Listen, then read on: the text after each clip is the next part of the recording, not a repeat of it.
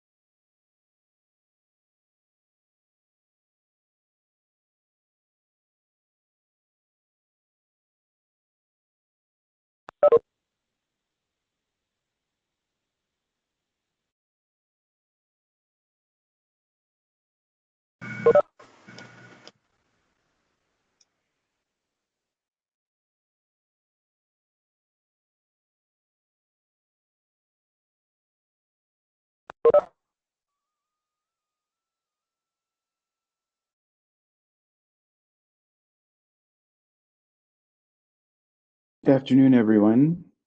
We'll get started shortly. Just a reminder for all those joining to please ensure that your microphone is on mute unless called upon to speak or present.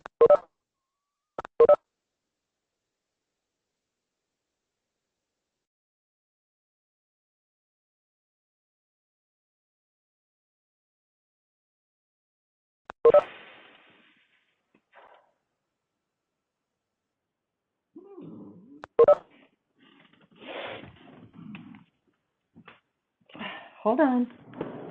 Hold on. Hold on. Hold on. There.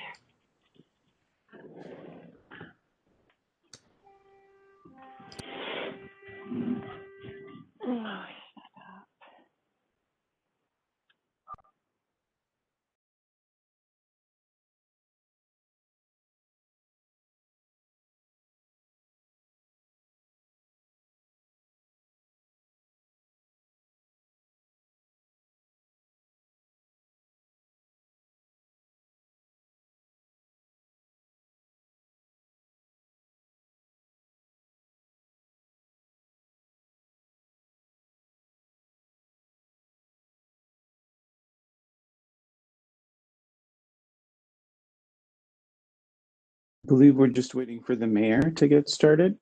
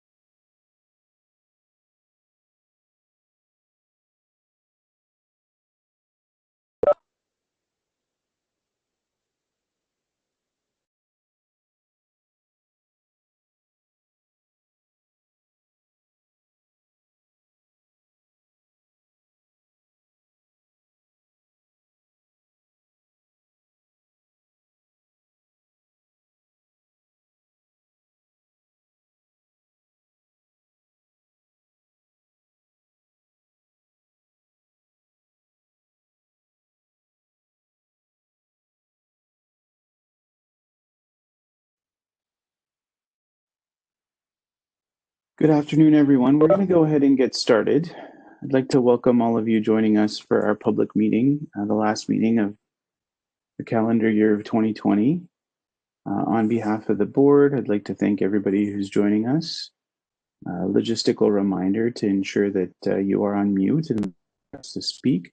Our meeting is public, and if you can't participate live, then we will bring it to YouTube as soon as we can, and we hope that that'll be done by tomorrow afternoon. In terms of an update for the community, there's a couple of things that are very important for us to note. The first is that we experienced a significant tragedy as a community, and our board shares our thoughts and our concern for all those affected in regards to the building collapse that tragically happened last week. We also want to take this opportunity to thank all those in our community who came together, who rose up with particular gratitude for our first responders, including police, fire, EMS, as well as trauma services. We also want to express condolences to the families of those who were lost. And we also would like to share the appreciation we have for those who do construction work in our community. We know that not every workplace has the same level of physical safety as others. And these are important services that these community members provide. Our heart does go out to everybody, but we're also quite proud of the unity and the sense of community as we came together, as this is a community that we're proud to be part of. Another element of pride for us is celebrating some of our achievements within the London Police Services. So the board would like to extend its deepest congratulations to Constable Amanda Corsott for the John Robinson Award, as well as Sergeant Mark McGugan for the Rob Plunkett LETR Award. On behalf of the board, congratulations to Constable Corsott and Sergeant McGugan. Our board has adopted a different meeting structure internally in order to improve our efficiency and also continue to conduct our affairs in as transparent a manner as possible. Because of the restrictions related to the pandemic, we will be continuing virtual meetings into the foreseeable future. We recognize that this is not ideal. We wish that we could be gathering in person, but we must respect the restrictions that are in place. With that stated, it's extremely important at this critical moment of this pandemic for all of us to heed the warnings in regards to gathering restrictions, to remember the service of healthcare workers. We don't want our hospital capacity to be limited. We don't want unnecessary suffering and death in our community. Let us be role models, step up, accept the difficulty and the grief that comes with not being able to gather in person, but also stay compliant with restrictions and do our best to celebrate the holiday season safely. With that, I'll call the meeting to order at 1:06 p.m. and ask the board for any disclosures of interest. None noted. We'll move on to agenda item 3, which is the introduction. Sorry, Councillor Helmer. Yes. Thank you. The item that's related to scholarship at Western University, depending on how the discussion on that goes, I may have a pecuniary interest there. I'm an employee of Western University as a graduate teaching assistant, and I inherit some of their pecuniary interests as in my employer. Thank you, Councillor Helmer. Any other declarations or considerations? Okay. In terms of item 3, it's the introduction of addendum items and new business. We would be adding an agenda item number 10, which is a verbal update from the public proceedings of our governance committee from Vice Chair Toth. Can I get a motion to add that to our agenda? Moved by Councillor Cassidy, seconded by Ms. Wellenreiter. All in favor? Carried. Thank you. Minutes of the November meeting. Can I get a motion to accept? Moved by Mr. Lang. Seconded by Councillor Cassidy. All in favor? Carried.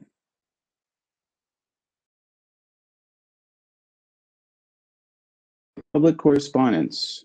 So there's a couple of items that have been listed for the public's awareness, including our notifications to Constables Corso, Harrison, who also, Constable Evans and Harrison was recognized with the Police Association of Ontario Police Hero Award, the 20 Under 40 Award in our community, and award from London North Centre MP Peter Fragiscatos, and a letter regarding Sergeant McGugan.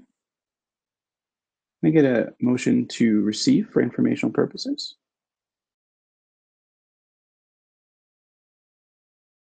Sorry, my cat was trying to move to receive that for informational purposes, so I missed the motion. All right, Mr. Lang, seconded by Ms. Wallenreiter. All in favor?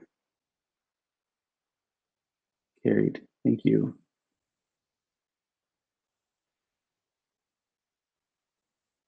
That was item 5, and so we're going to move on to item 6. This is in regards to a memo shared with the board from Chief Williams about a code of conduct and duty to intervene, report, and procedure.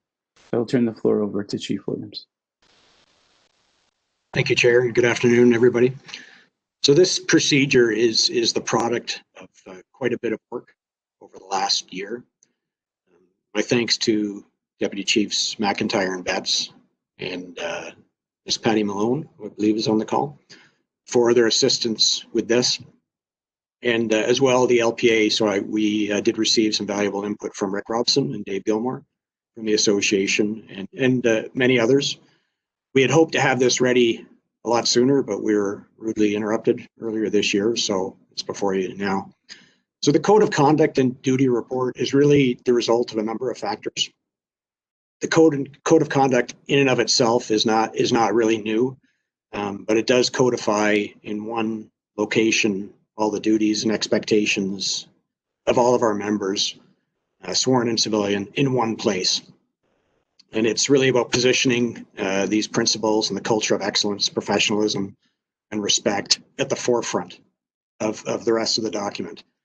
So what is new is codifying the obligation that all of us have, including myself, as a member of the service, to call out unethical behavior or misconduct, intervening if necessary when it threatens the well-being and safety of others, whether those being affected are members of the police service or members of the public. So it applies to everybody. We know that is not always easy to do in any environment. So we set out a process for it to happen with some oversight and with some protections so that people who do have the courage to come forward could do so safely and are protected from reprisals, and they're offered that support. Codifying the duty to report and intervene will be consistent with what we anticipate will be regulations under the Community Safety and Policing Act, which we're still waiting for, but I understand they're in the works. But it's where we need to go as an organization more than anything. It's the right thing to do in 2020 in policing. That's how we see this. All members will receive training and orientation on this document, which has already begun, including all senior officers, everybody who works in our building. So, I mean, rather than me, you have the document before you, rather than me read it to you. That's it in a nutshell. Be happy to take any questions whatsoever. Thank you, Chief Williams. I'll invite members of the board to share their comments or questions.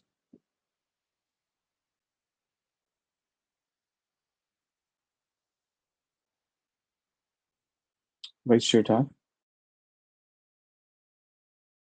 Thank you, Chair, and thank you, Chief Williams, for your overview and for the memo.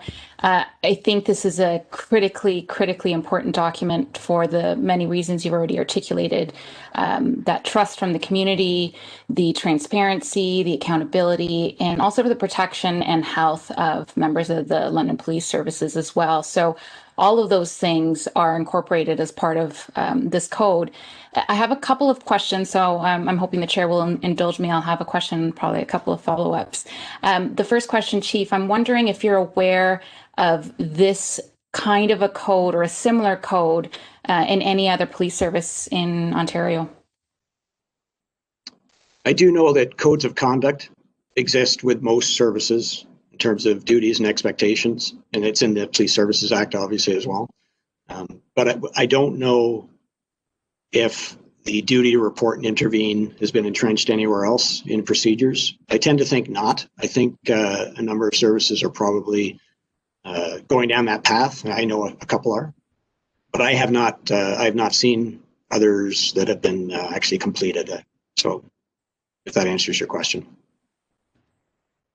Yes, yes, it does. Thank you, Chief. And I think one of the reasons I asked that question is in terms of the importance of this policy, and certainly it's quite forward thinking. You've pointed out that there is changes to the Police Services Act that will implement some minimum requirements of this type, but they haven't yet arrived. We don't know when that's going to happen.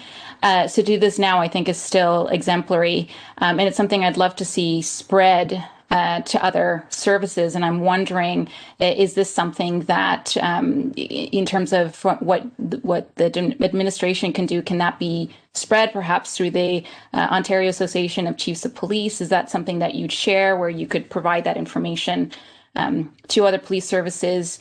And similarly, I mean, we're lucky to have Mr. Dave Tilley with us today. He's actually our police services advisor from the ministry. Is this something that the ministry will want to take a look at and perhaps suggest to other services, or even incorporate into some adequacy standards? I'd love to see something like that happen as well.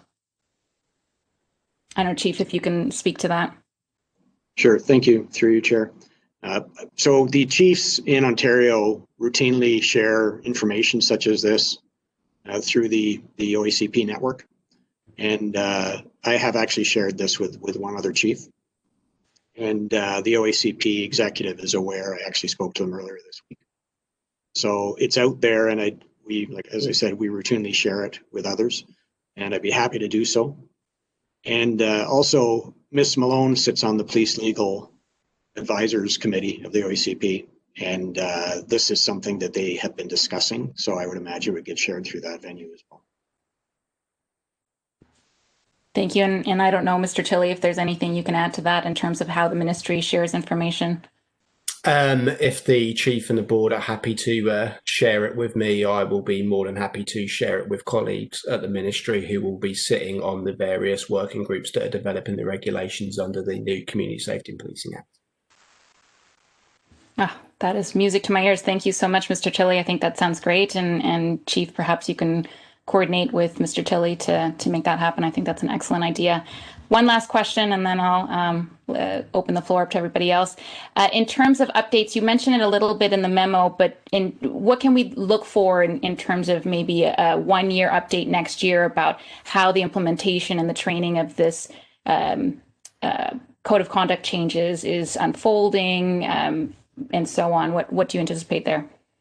Right. So I did forget to mention that. So I do anticipate an annual update to the board on the progress of the success of the procedure. So you'd be receiving that almost a year from now. And I do anticipate there'll be some tinkering as we move along, especially once the regulations come out from the province. There may be some additional components that we didn't foresee, but I think it's extremely comprehensive, and I think we're in a good spot. But you will receive an update annually. Vice Chair. Are there any additional comments or questions? I'd like to just take a moment. Okay, go ahead, Councillor Helm. I just want to say I really appreciate the work that has gone into this. It's no small undertaking to bring something like this forward. I think it's really promising, and I know that the members who are out there, they want to do the right thing, that they see somebody doing something wrong, they want to report it. And I think just clarifying, how to do that and what the expectations are is very helpful for everybody. And I think that's what's happening here. And I think this is a really good step forward. I share Vice Chair Toth's enthusiasm for trying to spread the word about how this could be done, especially on the duty to intervene and report. I think that's a good step forward for policing in general, not just in London. Thank you. So I'd just like to turn the chair over to Vice Chair Toth to share a few comments as a member of the board. Absolutely, go ahead. Thank you. So I want to really take some time to commend Chief Williams for this report and for the work that's gone into it within LPS. I'm speaking now as a member of the board and not as chair of the board. I unexpectedly found myself in this role this year. And in this role, I've been privy to a lot of emotions and a lot of heightened sensitivity around policing. What I've also had the opportunity to do is engage extensively with members of our communities, members of structurally marginalized and vulnerable communities, as well as members of LPS and other police services.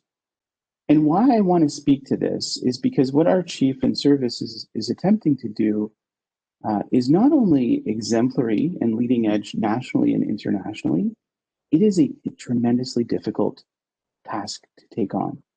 It requires a different kind of leadership, and I'd say it requires moral leadership. And I appreciate that Chief Williams has taken this on. I appreciate that this does address request from the board at our June meeting that was approved asking for leadership around culture, internal culture.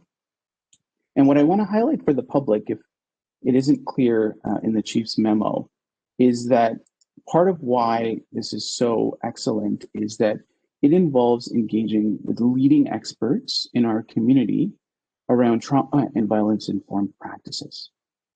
This is an important thing I think our community should be aware of, because it speaks to the fact that many of our police service members, sworn and civilian, work in a highly charged environment where there's a considerable amount of trauma that they're exposed to, both direct and indirect. And there are aspects of different professional cultures where people literally and figuratively armor up as a form of self-protection in the context of that kind of trauma. By not just implementing a policy and procedure that's standard, this is actually, to me, a humanized policy and procedure. It's a trauma-informed policy and procedure. And I think our board and our services are a leader in that. And we should be scaling and spreading that for other services. I'll look forward to ongoing updates on how this is going. But I'm so grateful that we are part of a community where this is something that was difficult and challenging to take on, but we are taking it on and we are leading the way. So thank you.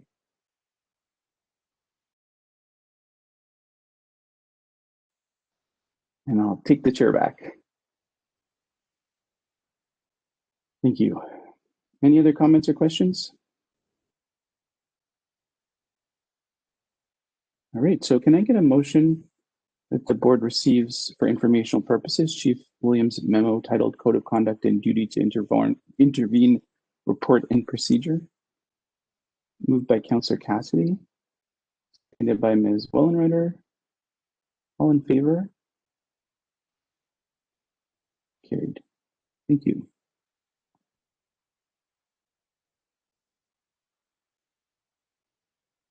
Right, we're going to move along in our agenda to item 7. This is a community impact scholarship request from the London Police Association. Earlier today, the board was in receipt of a request from the London Police Association in regards to working with them to contribute an award to Western University that would support further study for Black and Indigenous members of our communities in a specific department at Western. To speak to this request, we've invited Mr. Rick Robson from the London Police Association. And so I will, at this point, just turn it over to him to provide a brief summary of this. Thank you, Chair. And I'm in your hands as to your input as to whether you would like me to provide a bit more detail, or I could simply refer to the memo that I've supplied to the board, or would you like a little bit more detail for the sake of the public and that's in the memo? Thanks. I would ask that you give us just a brief summary of the memo so that the public is aware as well. Okay, thank you. It's an initiative that the LPA brought to the attention of the Police Services Board just verbally. We had to do some research through what partnerships at Western. I would like to, if I may, acknowledge Stephanie Flynn, the Director of Development in Social Sciences, and Professor Howard Ramos, the Department Chair in Sociology. They were both integral in assisting us in being able to put together a package that is before the board today. And as you suggested, what we are proposing is what's probably more commonly understood as a scholarship, but in technical terms, this is an award. The LPA is partnering with Western to provide an award to a student from the Indigenous community. The award would be valued at $2,500, and the commitment is for the next 5 years at minimum, so $2,500 a year for the next 5 years. To be awarded to a student that is ongoing master's studies in relation to relationships between policing or justice and their communities. The award would be structured such that the LPA would not be involved in the selection of the student that is awarded, nor would it be involved in the direction of any studies. We would simply be providing the financial stability to the award, and Western would be in control of who the student recipient would be on an ongoing basis. The point of coming forward to the board today is to further explore our discussions earlier in the year and determine if the board would itself be interested in pursuing a similar strategy with Western and forming a partnership where the board also awards or finances an award through Western for a similar type study. Subject to any questions that may be coming from the board, that is the request and that is the information from the London Police Association. Thank you for your time. Thank you, Mr. Robson. So the board is aware of the request at this time. I will open it up for questions or comments from board members.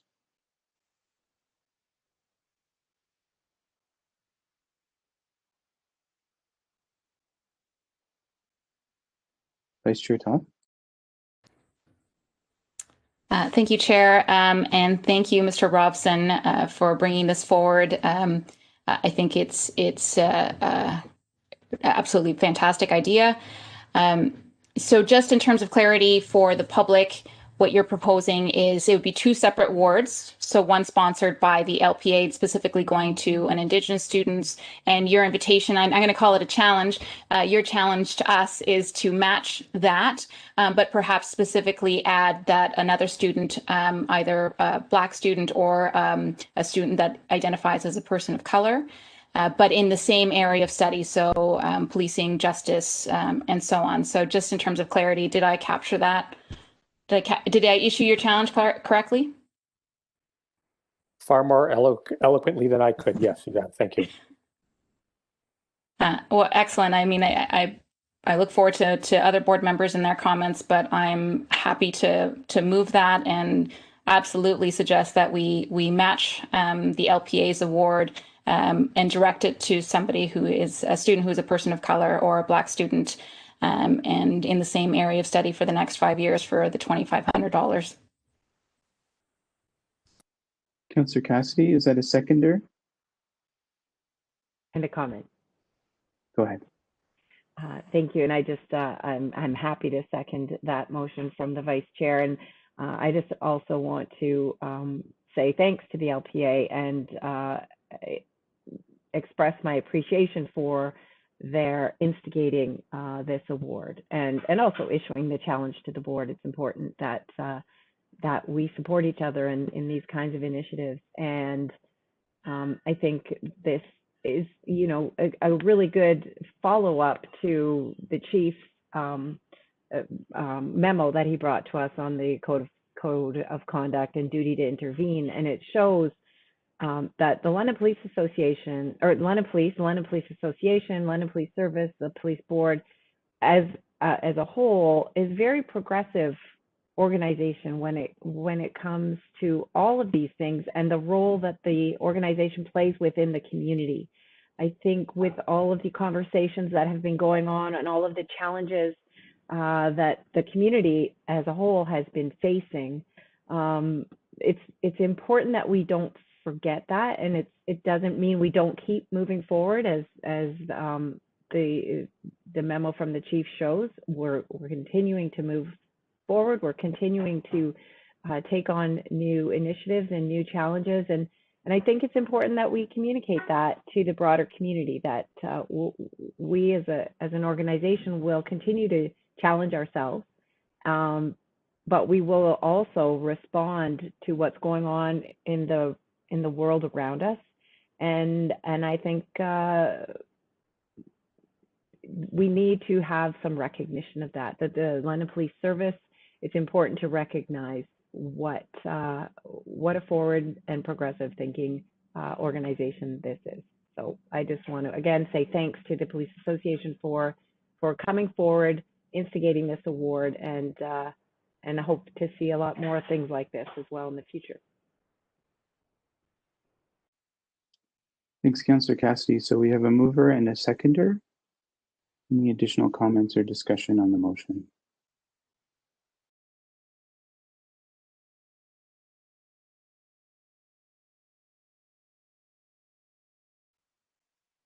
Okay, well, none noted, so we'll call it to question. All in favor?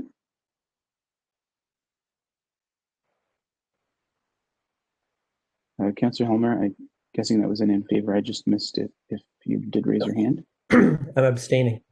Abstaining, okay.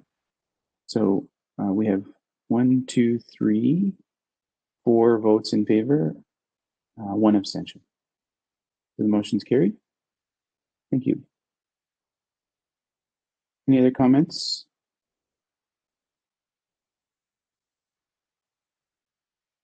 Okay, well, thank you, Mr. Robson. We'll look forward to working with you and moving this important work forward. So we're going to move on to item number 8, and this is in regards to public correspondence related to the LPS budget. As board chair, I am in receipt of multiple emails that were copied to me, sent from members of our community to members of City Council. I also want to highlight for the board that Council did request that we provide an update on how we have responded to the issues raised during the Black Lives Matter protest. In an effort to synthesize some of our responses to those queries, I have compiled a memo that was made public as part of the material today, and that I will read aloud, if you'll indulge me, just for the purposes of the meeting. Dear fellow members, our mandate is to provide adequate and effective policing for our community. We held a public engagement process for the budget we submitted to London City Council in early 2020. This budget was passed by City Council unanimously earlier this year. As we are aware, the city has committed to a 4-year budget cycle. The next LPS budget will be prepared in 2022, which means that further engagement regarding the next 4-year budget will begin in the next calendar year of 2021. I would hope as a board that we will again invite all members of our community to engage with us in a fulsome manner as we work towards developing the next budget and engage in these activities next year. We also, in this challenging year, began a process to address systemic racism within the scope, jurisdiction, and mandate of our board. We have attempted to engage the public in this process and remain committed to doing so in the future. I believe that we as a board also agree about the need for more funding to address mental health, addictions, poverty, and housing in our community. I believe we should be committed to collectively advocating for these resources for London. In addition, as a board, I believe we should affirm that systemic racism must be addressed in an authentic and effective way. We know that solutions will not be easy and require different jurisdictions and communities to work together. I believe that a board of 7 individuals cannot do this alone. This is why we have opened up a call for citizen participation in 2 new London Police Services Board advisory panels. We encourage those in our community who are committed to working with us towards meaningful change to join us so that we can work towards something better. So with that, I submit this for consideration to the board and invite any comments, questions, or discussions.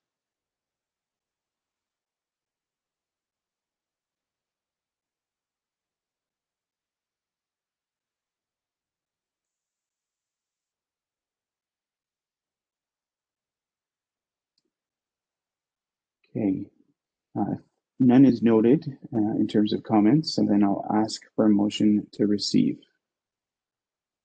Moved by Mr. Lang, seconded by Ms. Wellenreiter. Any comments or questions or discussion on the motion?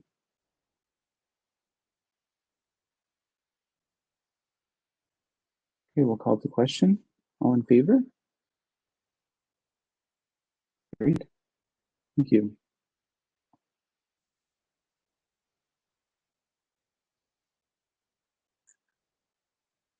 All right, so we'll move along our agenda.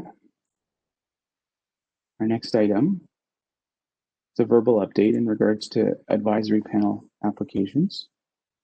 We have put out a public call for members to join us and work together towards 2 new advisory panels, one with a focus specifically on anti-racism, and the other with a focus on mental health and addictions. To date, we have received over 100 community members' responses to that request. However, many members of our community are not providing us with a statement of interest or uploading background information.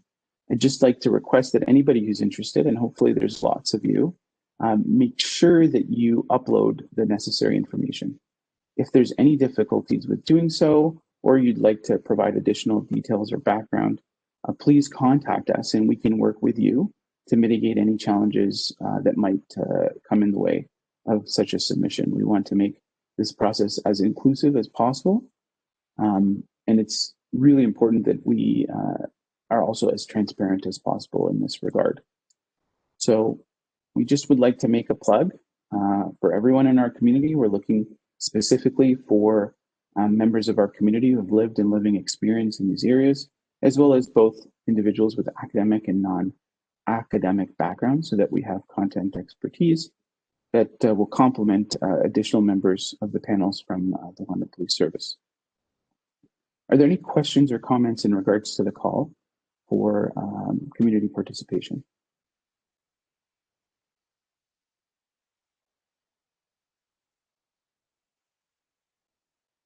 Okay, yes, Councillor Cassidy.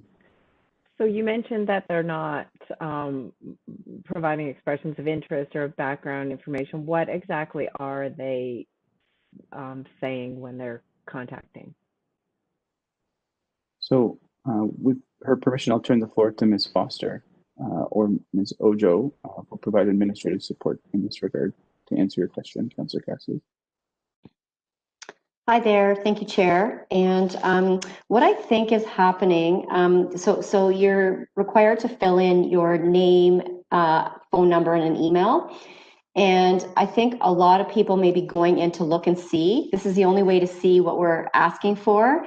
And they are not then maybe taking it to the next step, or maybe they're thinking about it and they're getting their resume together, or they're looking for us. So we've seen 5 applications, and they seem to be from some very passionate folks in our community.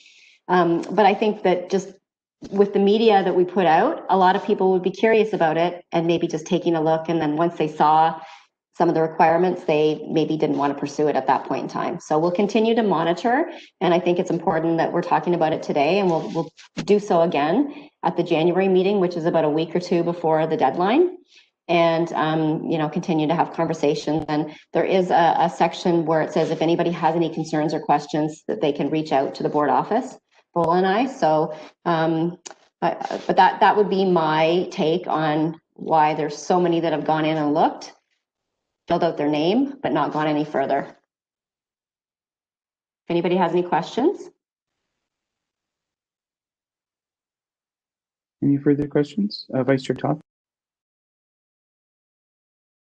Just a quick comment to add to that. Later in the agenda, we will be formalizing this officially, but just wanted to mention that we did approve compensation for those who will be participating in the advisory board to show that their time and expertise is significantly valued, and we don't expect anyone to take on that burden for free. So there'll be an hourly rate and compensation for things like transportation and childcare, but we'll see them the new business. I just wanted to mention that now since we're talking about the advisory panels.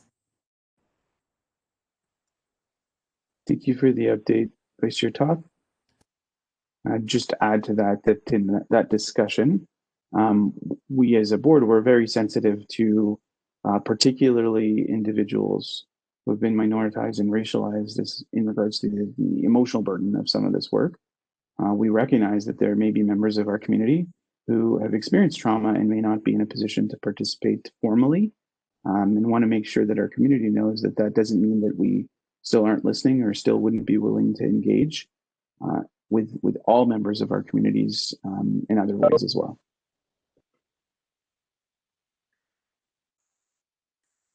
Any other comments or questions? Great. With none noted, we'll move forward and hope to see more expressions of interest so we can begin to put these committees together. I'm going to move on to item 10, which is new business, and ask Vice Chair Toth, who's committee chair for our governance committee, to provide a verbal update. Thank you, Chair. Just two quick updates.